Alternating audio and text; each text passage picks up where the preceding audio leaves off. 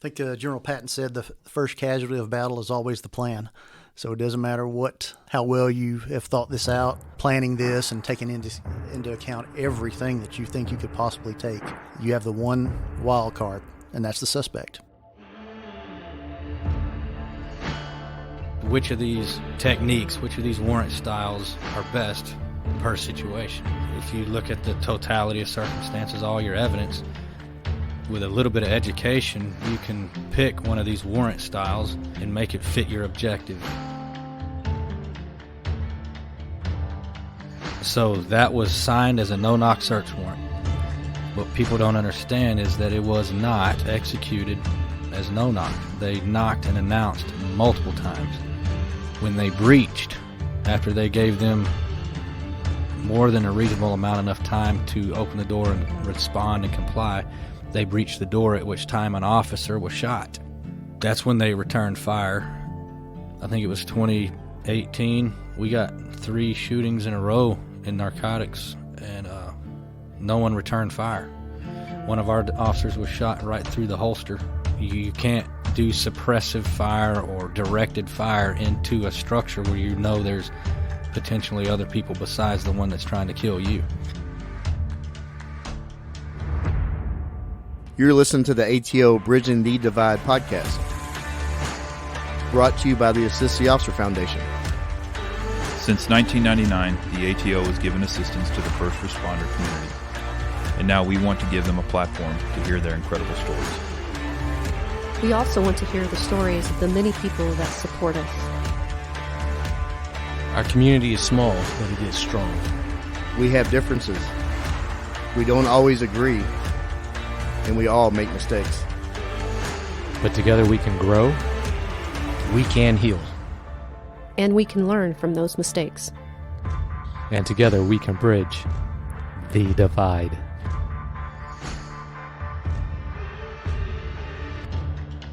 Welcome back, ATO listeners. I'm Joe King. I'm with Randy Aguilar, Detective Holmes, Detective Margie, Detective Green sitting in. Today's episode is a change of pace from this podcast story time of tragedy and recovery. Today we'll be giving the listeners some perspectives on one of the most controversial topics in America today, warrant service. This episode will be broken into 2 parts from 2 different perspectives from 2 very high-profile units in the police department, Narcotics and SWAT. The episode is about educating and understanding police warrant service, knock and announce, surround and call out, no-knock warrants. The no-knock warrant has been front and center for a while, but recently the light became much brighter and hotter with the Breonna Taylor and Amir Locke incidents. But like any incident, there is some controversy and a lot of misinformation. There are a lot of people, both police and civilian, that do not know the difference in the type of warrant operations that are conducted. Maybe these 2 episodes will help inform, help understand, and just maybe bridge some divides. I want to give a quick intro to the panel of experts that will be discussing these topics. Matt Baines, y'all have all heard of him from episode 5 and 6. He is currently in narcotics, has been in Dallas SWAT also, so he has several critical incidents, and he has different perspectives from SWAT and narcotics from these warrants. A name the listener may not have heard in this podcast is Sgt Jerry Girdler. He has been with Dallas PD for 26 years, 7 in Dallas SWAT, and now he's been in narcotics as a supervisor for the past 9 years. Sgt Girdler has seen both sides of the coin with the warrant service, seen the evolution in training as well as a shift in perspectives from the public and the PD on these tactics. Sergeant Girdler, thanks for joining us. Thank you. Thanks for the invitation. All right, we're going to go ahead and dive into this. These opinions are not of the Dallas Police Department. We're just here to give information and talk about fact versus myths when it comes to these narcotics investigations. There's going to be a part 2 with SWAT. Matt Smith is a SWAT operator. He is going to be on part 2. I wanted to get narcotics in here to give their perspective as they utilize these warrants to actually gather evidence for prosecution. Matt, stage is yours. Thank you. Glad to be here. Honored as well. And so my goal on coming on this podcast doing this is basically just to educate the public and hopefully squelch some of the misinformation that's out there. And when I first noticed that there was such a, I guess so much confusion in warrants and tactics and everything that we're going to discuss, was actually when I started training other officers and going to other police departments and things like that. And when you're teaching an entry school and you ask the hosting agency what kind of entries do you guys do, and they're like, what do you mean? I'm like, were you guys doing slow search? Are doing arrest warrant search? Are you doing dynamic? And it was like, well, we just, there was no answer, or not a clear answer. You'd have to ask way more questions to find out what it is, what kind of training that they needed. And so that's when I realized, in Dallas, we actually have names for our tactics, and we apply each tactic per situation. And just being here for 20 years, I was kind of naive to the fact that there's so many agencies out there that don't understand tactics and the type of tactics and how to use tactics.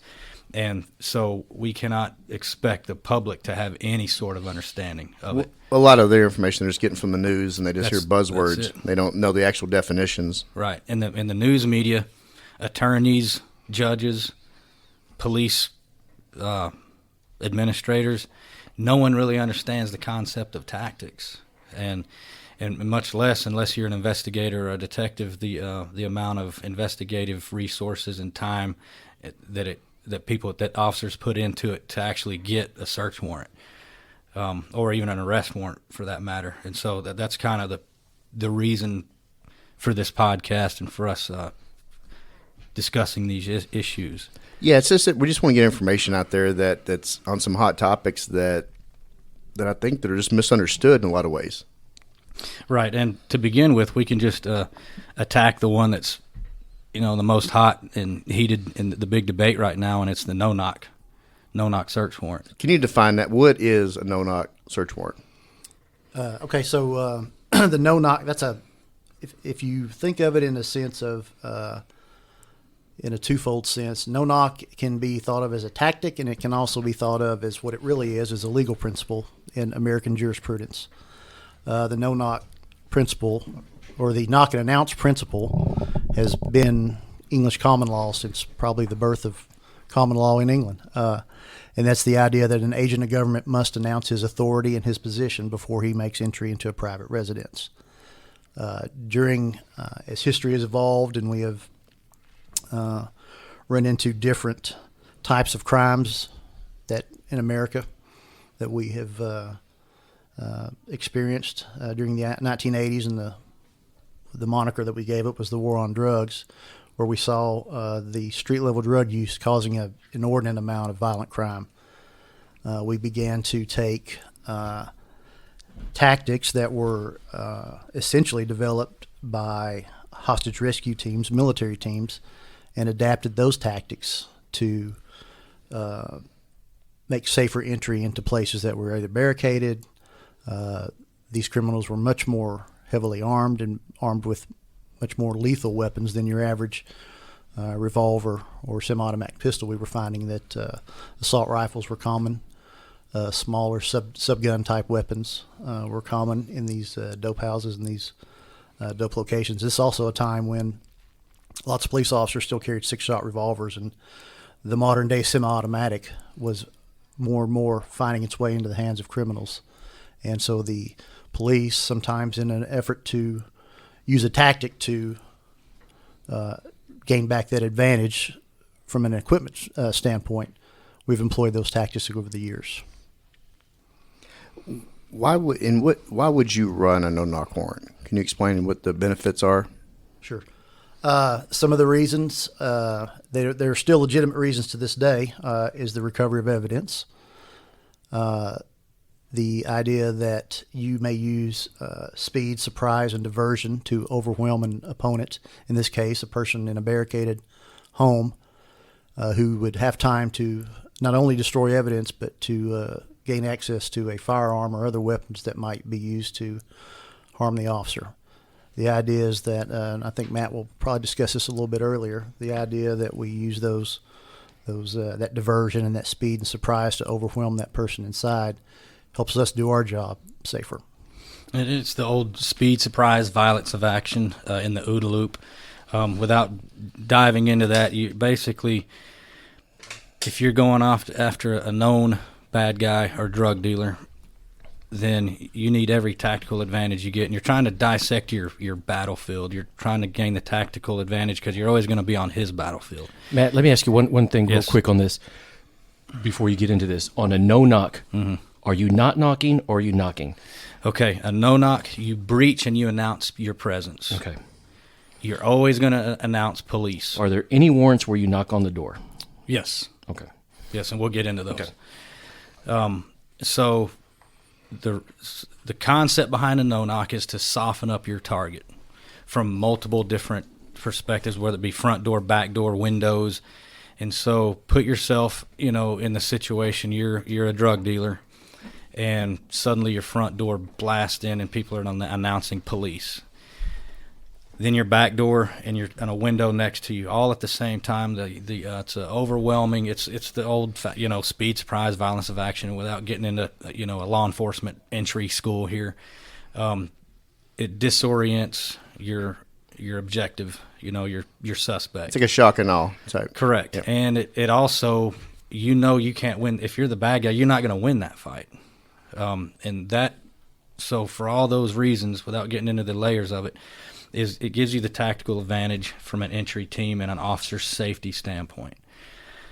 What you're talking about is another style of warrant, is knock and announce. And let's use an example, say a burglary suspect that's living at home with his wife or his mother or his family. You can knock on the door, someone's going to answer, or if they don't answer, you knock and you announce police. It's a felony warrant. You have it signed. You can, if you have information where the suspect is at home, you give them a reasonable amount of time to comply. And if they don't, then you can breach, announce police, and then again give them a reasonable amount of time to comply. But there's no confusion as to who it is that's knocking on the door or that has breached your door. It's the police to serve a felony warrant for robbery, burglary, assault, whatever the offense may be. And then there's the surrounding call out, and we can also talk about these three ways of executing warrants. Girdler had a pretty good perspective on it, where he says no knock is not really a tactic. Knock and announce and surrounding call out would be more described as a tactic. Now, surrounding call out is where you surround the location, and then you make your announcement known that you're outside, and you demand compliance from everyone within the structure. And it's a slow, progressive, organized warrant service where everyone comes out, the officers maintain hard cover, ballistic protection, and you call everyone to you with their hands up. What are some of the benefits and disadvantages of doing that? Surrounding call out? Mm-hmm. Okay, it's probably the safest as far as avoiding any sort of conflict, because when you stage on a location, you're concealed behind ballistic protection, and you're using loud hailers, microphones. Basically, the entire block is going to know that there's police activity. You shut down intersections. You make it safe for the suspects, the officers, and the surrounding citizens. That type of warrant, though, would not be as productive in actual getting real narcotics evidence, right? It's Correct. It's more than likely it will be gone by the time that person exits and y'all make entry, if they exit. And the evidence that you would need for prosecution more than likely would be just gone. Sure, that is the disadvantage. Okay. If you want to add. Yeah, so back to some of the case law, that actual knock and announce does not involve necessarily the legal requirement that you walk up to the structure, knock on the door, mm-hmm. and then allow for that admittance into the residence. That knocking and announcing can be accomplished, again, like you said, from a position of cover with a loud hailer. That can be used through limited destruction of the structure, whether that means breaking out a window to get the person's attention, to breaching a door maybe and then pulling back to a position of cover to get an opening in and to ensure that the person hears you. Or maybe send like a robot in. Or send one of the probing devices, a robot or a camera ball or another technical device like that. When it comes to narcotics, can you kind of just walk me through how an investigation goes? Because so what you're describing there, I've actually, when I was out in patrol, we had several calls out that ended up becoming barricaded purses, and that's what it basically turned into. From a position of cover, they weren't there to necessarily try to preserve evidence and gather evidence. It was to preserve life and also get ultimate compliance with the person giving up or before they breached. But y'all actually were investigating crimes that are going on in neighborhoods, usually from an outcry from a citizen that has to live amongst these houses. They're terrorized daily. The neighborhoods are terrorized daily by these drug dealers. And, I'm well aware, too, that city of Dallas has no shortage of drug houses. Sure, and what you're describing is your quality of life complaints, and that's a law enforcement term, to where, and anybody out there can relate to this, where you have a loved one or it's even your own house, and next door you have a trap house, and I want to kind of describe what a trap house is. Please. And surrounding jurisdictions, they may not and this is another thing I learned by training outside the state of Texas, that people don't understand really what a trap house is, a true dope house. In Dallas, we've got hundreds. The driving force of our complaints that stack up on our narcotics detective's desk are trap houses. So the trap house is a residence in a neighborhood. It's always going to be in a neighborhood base most of the time. And that structure is used primarily for the sole purpose of selling controlled substances. And, we can talk about marijuana and how, everybody smokes marijuana, and we don't even know if it's legal or not almost in Dallas County.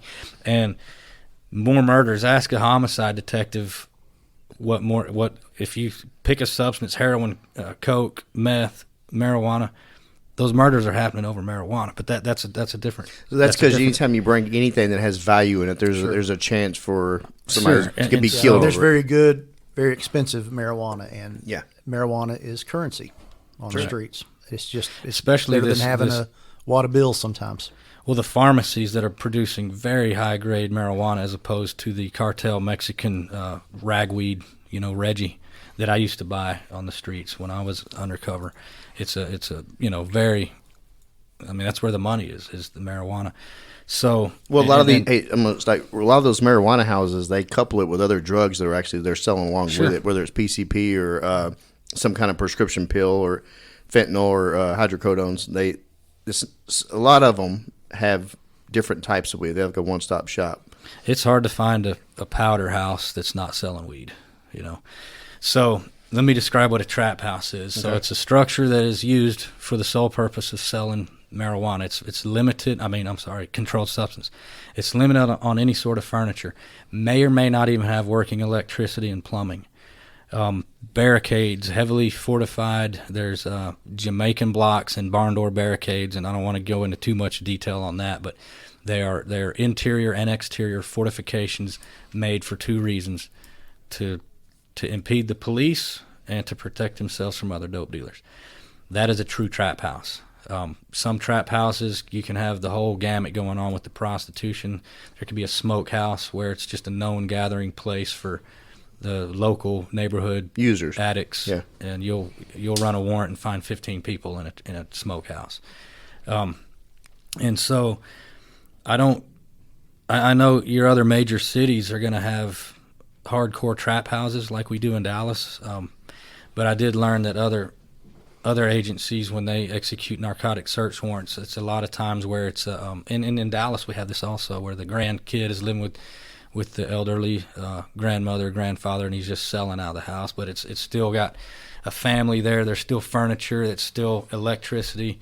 That, in our perspective, that's not a true trap house. Now, they're just as dangerous, but That's what a trap house is. It's you get in to make your deal, you're barricaded inside, and you make your undercover deal, and then you leave. And so, Well, real quick ahead. on those trap houses, those usually are just a main dealer will farm out younger guys to sit inside there all day. They'll put an Xbox or a PlayStation in there, and they'll have interior, exterior cages and bars, and there's no food. There's maybe a couch and a couple of fold-out chairs, and then maybe a mattress on the floor. But it's usually, you could tell it's not used for a habitation. It's used for business. right, it's not. They're non-livable, and they'll work them in shifts. You know, a middleman will have 6 trap houses, and he has to keep them all employed. And there's usually a dealer and a doorman, and then muscle. There's usually 2 to 3 people operating a trap house, and the dealer will sometimes have someone running to supply each of his trap houses, and he runs the stash house. So that's kind of the hierarchy. The stash house is where you're going to find money and larger amounts of dope. Normally not in the same place. It's either a dope stash or house or a money stash usually house. far apart from each other in most cases. But that kind of loops us into our next issue, is like how drugs are they're no longer a violent crime. I mean, you ask a 5th grader that's in the Say No to Drugs, program, and he can explain to you how narcotics controls the crime rate in a city or a community. All of your property crimes are going to be related. All your prostitution, your human trafficking, it's all going to be looped in with dope. And that's another concept that I'm not sure, us the citizens have become very lenient, and I guess in their voting practices, or maybe just their There's a lot. The attitudes about casual drug use have obviously changed. Yes. Through society. And there was a time in Dallas, when Matt goes back to quality of life issues, and you remember this time, Joe, and probably in the 90s, I think it was 91, the city sustained 500 murders. That's the most murders we ever had in one year. That was 1991. The bloody drug wars. And that was the height of, the crack cocaine wars, and every city experienced that. We actually had Chief Kowalski on with Bob Owens, and they discussed how that hit Dallas and how lots of narcotics was communities formed. were not prepared to deal with. Again, we go back to the street level violence that accompanied that uptick in drug use. So the department's answer to that was the development of street squads, which was a quick reactionary force that could go in and confront these guys, these criminals, shut down these trap houses, and on a quick basis, so we can move on to the next one. It was not unusual for 3 or 4 warrants to be served by a single squad in a day, just because of the number of complaints and the number of trap houses that the city had to endure during those Two-man days. dynamic. And there was and the entry style was very rudimentary. There was not a lot of thought given to how we might use diversion and surprise and multiple entry points to gain our advantage. We've learned that.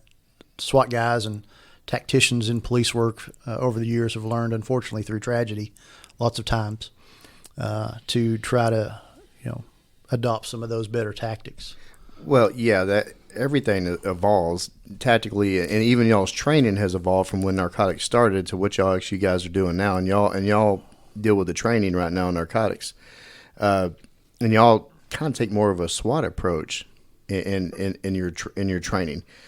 But SWAT has a different function than y'all. Y'all are investigative. Y'all are trying to stop whatever's going on at that family that's living in a neighborhood amongst a drug house. You're trying to stop that activity. And make no mistake, the country is not. We have not been winning any drug war since Nixon declared it a drug war. We just try to help out the families that are doing the outcries, and then going to push it to another neighborhood or another street, sadly. Right. And so, well, then let's talk about what it takes to get a search warrant, Yep, a narcotic search warrant. And we've discussed, we've kind of breezed over some entry tactics. We got 2-man dynamic, immediate threat, knocking it out, slow search, stealth to contact, all that's cop talk, and it's a for a different show if we want to dissect what tactics are. But for educational purposes, we can talk about what it takes to get a narcotic search warrant. And a lot of the common citizen, you might think, and it really to me seems that they actually do think, well, I don't like my neighbor, his dog barks and he plays loud music, so I'm going to call the police department and say he's a dope dealer. And then I'm going to stand here because in about 2 hours there's going to be a whole SWAT team coming in and crashing his house, and I'm going to, it does not work that way. It was the Fourth Amendment. We get it. Right, Yeah. right. It's Well, yeah, there's that, and it's just a waste of investigative activity and time. That's not a good complaint. That's Right. not properly vetted. We get a lot of those, though. I'm lot, sure a those lot. things and those. We have lots of complaints in narcotics division that those complaints are vetted and evaluated and triaged based on actionable intelligence. And then y'all go out and do it your own Sure. And recon. then there's an Yeah. actual investigation that goes on with each of those complaints. And it's all documented.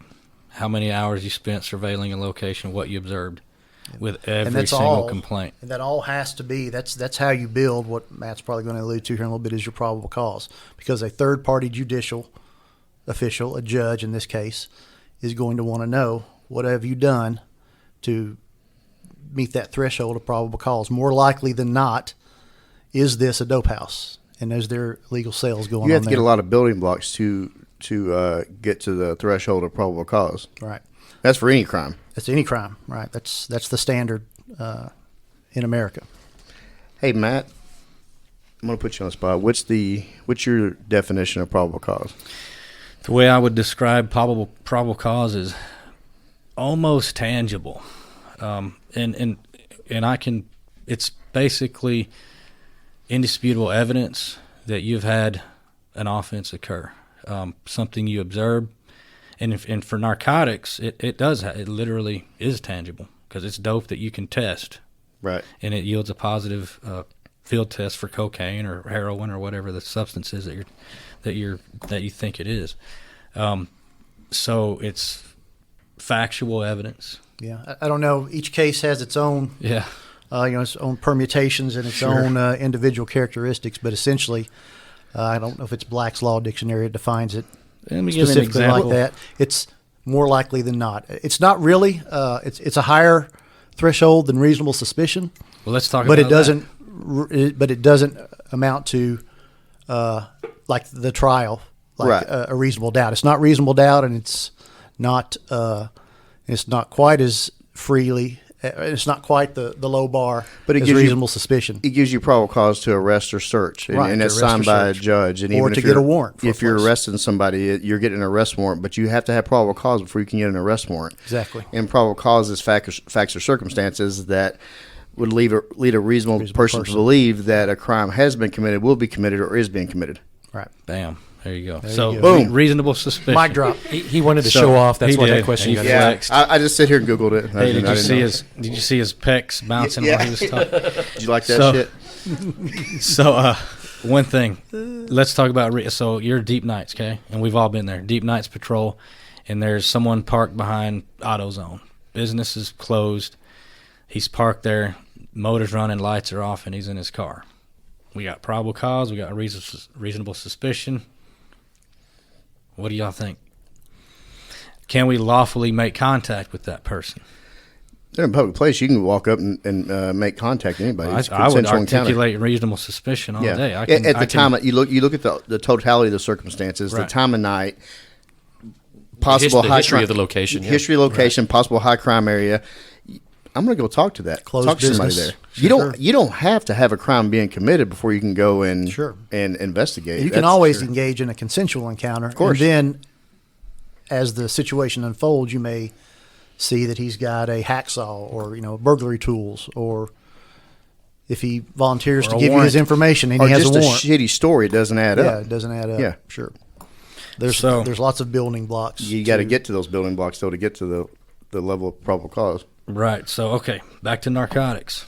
To get a narcotic search warrant, a warrant signed by a judge, we have, and I'm not going to give trade secrets away, but we have ways of buying dope, whether it be undercover, use of informants, things like that. And we will target a location based on a complaint. A complaint from a citizen. Yes. Okay.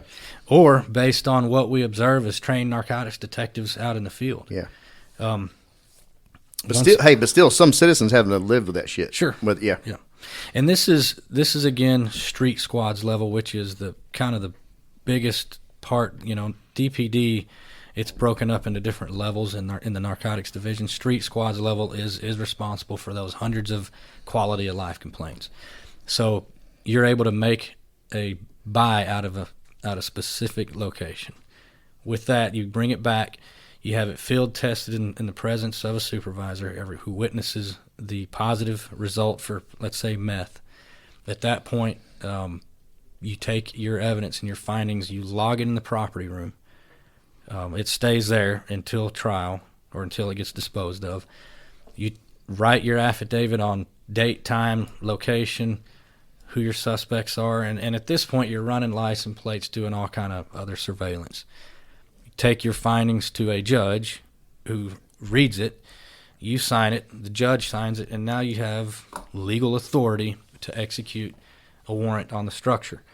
And there is a no-knock clause. Now let's loop back around to no-knock warrants. I want you to get into that. So you can't just run any and all warrants as no-knock. You have to explain to the judge in detail why it is, for safety and preservation of evidence, why you think you need to execute this in a dynamic fashion or no-knock search warrant. And so here's some reasons why. Good eyes are they're players in the game that are watching for other dope dealers, but mainly police presence.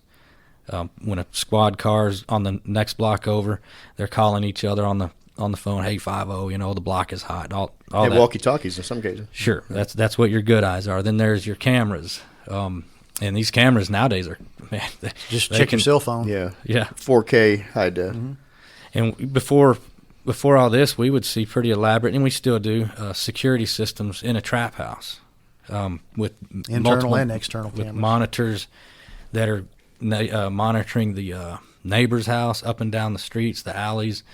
And so those are all reasons, any fortifications that are going to impede our entry, and we call those cages or burglar bars.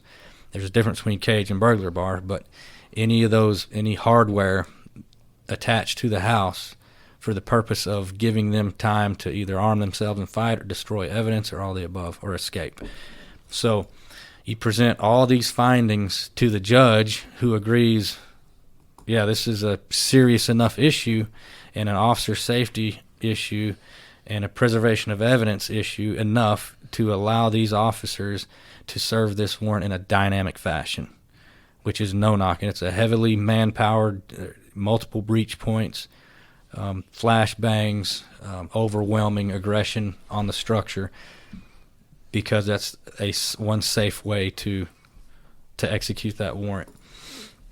So that's what a no-knock clause is. Okay. And a judge has to agree that it meets the threshold, yes. So that's articulated in the search warrant itself. And that's basically what it takes to get a no-knock search warrant or a narcotic search warrant in general, no matter how you execute it. So it's not just based on an accusation. Yeah, so all of those things that Matt said, they do have to be included in the warrant. You're all probably familiar with the four corners rule of a search warrant, which says all of your probable cause needs to be included. So essentially, you can't justify your search based on the fruits of the search. So if you did not have probable cause in your warrant or have those facts articulated, you can't then say, well, see, there were cages, I needed to run this like that. That's not the legal standard. The legal standard is you have included those things for the judge to review, and that gives you your justification. Wow. Sarge, so I know you're like a Rolodex and memory bank of critical incidents that has happened on the department.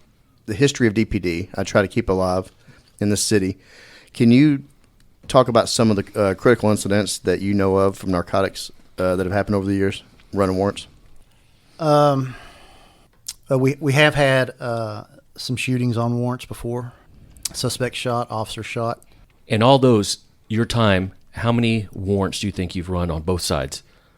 Probably 500 in SWAT and maybe another 100 in, Okay. in narcotics. And out of all those, how many times have there been incidents where people have y'all been shot or y'all had to shoot Sure. people? What are the, Probably a handful of those, maybe 5 or 6 times. The thing is, with a lot of times we just end up absorbing rounds. We don't return fire because obviously we're accountable for every round that leaves our weapons. So those people who have fired at us are essentially unengageable targets. So in the sense that we can't see them, there may be children or a spouse in the home. So lots of times, especially on warrants, we'll just take a shot and hopefully we don't get hit. Either a piece of the structure catches the round. I've been most of the shootings that occur where people shoot at us, and I think this is probably true for most SWAT teams. They do not return fire because those targets are unengageable. They either shoot from deep within a structure, and they have no. The officers have no way to identify. Because some of them who just that person is. wildly shoot in a direction as opposed to shooting that at a happens, target. That happens sometimes. Well, Claggett brought up it's basically a lot of it went down to hope and luck, right? And that's not a really good. It's not a good way to live. I hope. Hopefully, that's not. That has not been my experience. Yeah. In my time, perhaps. Oh, I did yeah. some stupid shit. And I look back and I'm going, God. Well, I wanted to talk about some critical, we talk. It's been discussed before on this podcast about Larry Bromley and David Rodriguez briefly. There's been from narcotics. There's been some Yes, we officers have. that we've lost through that's narcotics true. investigations. Yes, we've had. Unfortunately, 2 have been friendly fire in narcotics, and both within about 30 days of each other. So Larry Bromley was killed in December of '91. And Harold Hammonds was shot on a warrant in this case the following January. Do you know the next year. circumstances on that one? Yes, they were on. They were executing a search warrant up on Meadow, up on Channel 2. Actually, I think it was Ridgecrest. They made the entry for whatever reason. The officer who did the shooting discharged a shotgun and struck Harold. Okay. He was struck in the neck with the 12 gauge. I was on a wraparound in the kitchen. It was a wraparound, and there was some question about, those things are cut up and delved into in the investigations. When you tell me you have tragedy, they're going to be armchair quarterback. Yep. I'm not sure. I don't remember the remedy of that. That was 2 friendly fire incidents in that short amount of time, both resulting in deaths of detectives. I think at the time, the narcotics division's warrants were probably stopped, and that duty was relegated exclusively to SWAT. Right. Until such time, I guess a certain amount of time had passed, and then and better they had more training and different tactics Right. used and actually gear. Probably a lot different gear than whenever. And they developed a training unit for narcotics. Yes, which is very important. That was, and you're on that, right? We had the Yes. we had an incident in the early 2000s that made us revamp a lot of the operations in narcotics, and training was one of the things that came from that study regarding that incident. That a dedicated and fully staffed training unit was critical to the successful mission of the narcotics division, and we've kept that in mind ever since. All right, we're going to talk about the elephant in the room when it comes to the recent cases. Breonna Taylor, there's a lot of different stories and a lot of perceptions and armchair quarterback and what actually happened and opinions and what should and should have happened. Can you talk about that? Yeah, and that's really probably the whole reason we're having this conversation on this show. That and some other incidents, but that's kind of that shut us down in the narcotics division, that particular operation. And so that was signed as a no-knock search warrant, or maybe even an arrest warrant. I don't even know, but it was a no-knock clause that was signed in that warrant. What people don't understand is that it was not executed as no-knock. They knocked and announced multiple times. They knocked, announced. Even the neighbors said that they knew the police were next door at the location. When they breached, after they gave them more than a reasonable amount enough time to open the door and respond and comply, they breached the door, at which time an officer was shot in the leg. That's when they returned fire and struck Breonna Taylor. And if we wanted to dissect it, the tactics, as Girdler was talking about earlier, I think it was 2018, we got 3 shootings in a row in narcotics. Margie, you remember that? One was on Valentine's Day, and no one returned fire. One of our officers was shot right through the holster. And it just, you can't do suppressive fire or directed fire into a structure where there's potentially other people besides the one that's trying to kill you. So that's kind of what they did on that on that situation, and ended up shooting Breonna Taylor. And she was not the one that was firing. Correct. Okay. So that goes back to also the selection of your personnel and your training, and that has to be instilled from day one about this is our policy when it comes to deadly force, to remind everybody we're accountable for every round, regardless of the situation we find ourselves in, how dire or how overwhelming it might be. We are still accountable for every round. Right. I guess and so everybody's, the public's been calling for police reform, and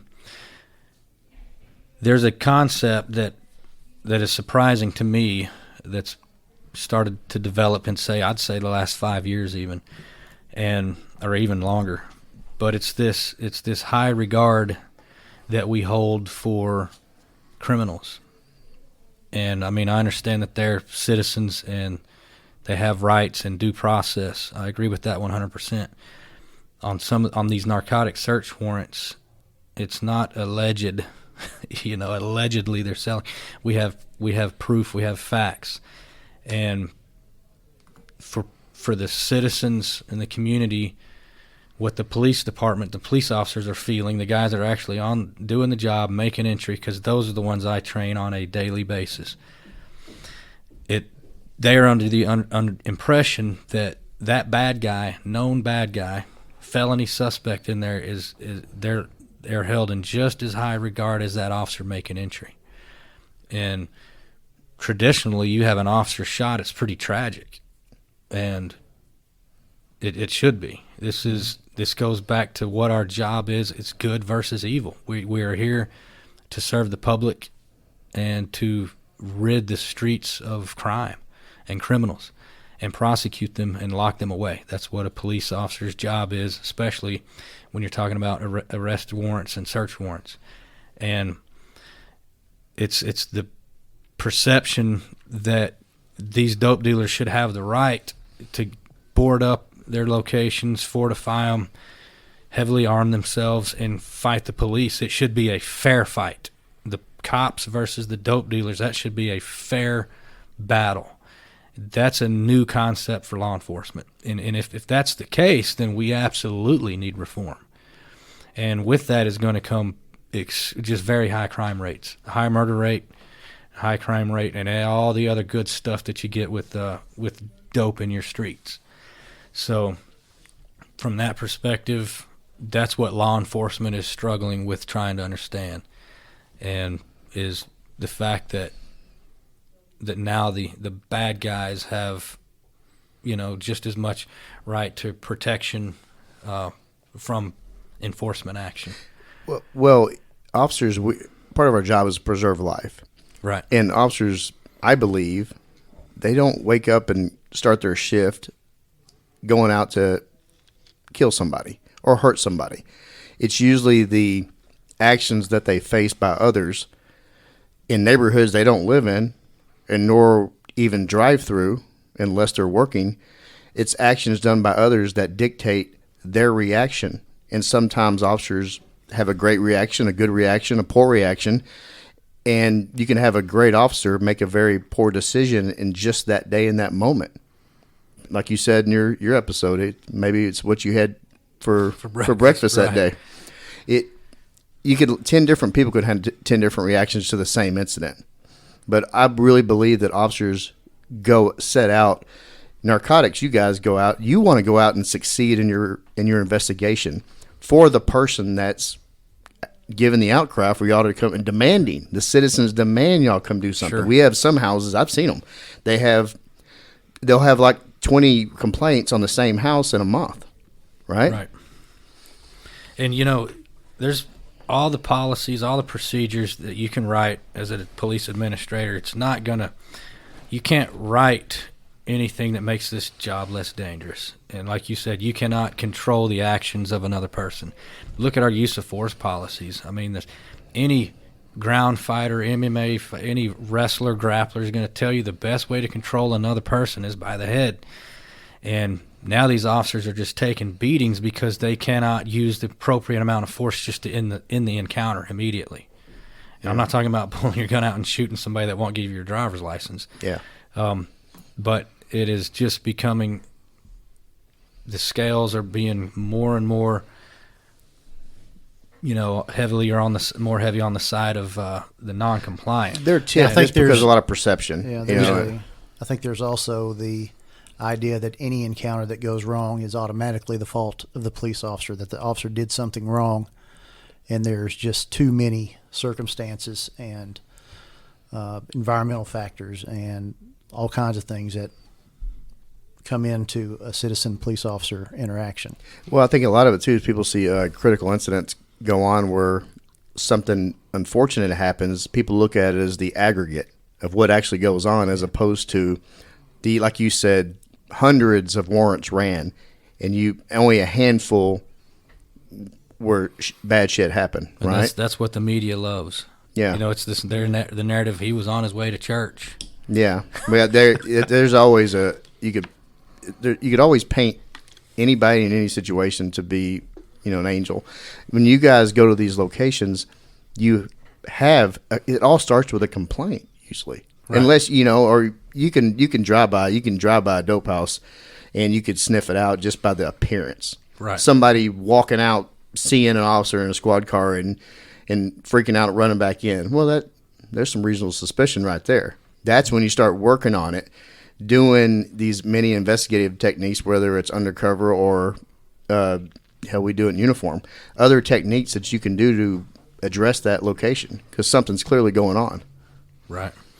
And just to conclude, there's, to going back to the warrant service, there's no knock, there's knock and announce, and there's surrounding call out. Those are generally your options to serve either an arrest warrant or a search warrant. And those are all the mitigating circumstances that we've talked about for the past hour, which as a citizen, which of these techniques, which of these warrant styles are best per situation. And I think, if you look at the totality of circumstances, all your evidence, with a little bit of education, you can pick one of these warrant styles and make it fit your objective. If you just kind of understand how it works and what all is going on into the investigation, the history of the bad guy, the structure itself, the offense. Well, some locations you can't even tactically do like a surrounding call out. Right. Right. A third floor apartment. Yeah. It's not feasible to actually do that, to even to use that option. So you have to go down your checklist and what's the best option for that particular location. Right. Right. Okay, we have a lot of information we've thrown out there. Sarge, you got anything else you want to add? One thing we've talked about is, a shift maybe in the business process of how we do things. So perhaps an investigation can be conducted in a manner that its culmination doesn't require you serving a search warrant. Perhaps you can identify. Sure. Perhaps you can identify the suspect through another means, and you can get an arrest warrant for him, and he can be picked up at a location. Either you can call him out with a ruse, or he may be picked up by a patrol officer on a traffic stop. And there's also other investigative techniques that Sure. we haven't even gotten into, like your penal interest statement, your social media warrants, all those different investigative tools that can help you positively. The main problem is identifying people. Yeah. It's that dope house where you go and you knock on the door and there's a hand that comes out of this hole that's cut in the cage. And that's all you can see is a hand. That's all you can see is, and you do your $50 cocaine buy. Those people, how do you identify them? Traditionally, you would go back, get the warrant signed, write up your warrant, test your dope, get it signed, come back, and hit the house, no-knock warrant. And the people that were in there and the dope, they get charged. There's a little more that goes into it than that. You can do like a hand lineup. Get a lineup of hands and pick it up. Right. Yeah. All right. I think we looked for an easy answer to this question. Yeah. And there isn't one. We're looking for that panacea that covers every situation. I think when we talked about these three types of tactics, they're all viable tactics, and depending on how the investigation goes, I never ever want to take away an option. To me, a dynamic entry is an option that we should be able to use still, because you do get that occasional situation like Matt just described where you have no way to identify the subject that you're looking to arrest. So it may be that the culmination of your investigation ends with a dynamic warrant at a place that, number one, helps you recover the evidence that you have to have, helps you identify the suspect, and it's the safest way to do it for the officers. Well, I think one of the things, too, is that police work isn't easy. It's not pretty. It gets ugly, and we have to follow rules. But the guys in the dope house have no rules, and we have to work within constraints because of the Constitution and case law. So I think sometimes people forget that we have rules that we got to follow. A burglar, you follow him around, you got to wait for that burglar to break into someone's house, tear some shit up, and then arrest him because after the damage is already done. So it's a reactive approach, basically. And y'all's type of investigation. Yes, you're reacting to a complaint, but you're having to do some proactive work to make a case. And when you have hundreds of complaints, from citizens, citizens that live in these neighborhoods, they're not people that live outside or in other states that have a megaphone and making policies. These are actually citizens that are having to live amongst this crap. All right, since this is a different type of episode, we've got some questions here from some fangirls here. Got a question. Can you make the case without the evidence? And that kind of goes to what Girdler was just saying. If you're able to meet, if you can draw someone out to a meeting location and do your hand-to-hand with them in, say, an open-air drug sale, 9 times out of 10 we can get that person identified.